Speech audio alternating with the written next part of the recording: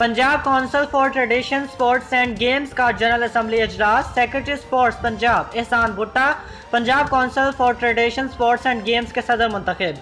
DG sports Punjab Adnan Arshad Olakh senior नायब सदर मुंतखब। जनरल असम्बली इजलास में पंजाब के गली मोहल्लों के रिवायती खेलों को फ़रोग देने के लिए इकदाम करने का फैसला। पंजाब के रिवायती खेलों फुटो, गोल गरम, स्टापू, बांदर किला, रिवायती कुश्ती, पल गोली और लुकन मिट्टी और दीगर खेलों को फ़रोग दिया जाएगा। रिवायती खेलों के बड़े इंफ्रास्ट्रक्चर की ज़रूरत नहीं है। Secretary sports Punjab. इन खेलों के इनाकाद के लिए ज़्यादा फंड्स भी खर्च नहीं होते। एहसान भुट्टा रिवायती खेल गली और मोहल्लों की सतह पर भी मुनक्कद हो सकते हैं। Secretary sports Punjab. रिवायती खेलों की पंजाब गेम्स अगले साल फरवरी मार्च में मुनक्किद कराएंगे।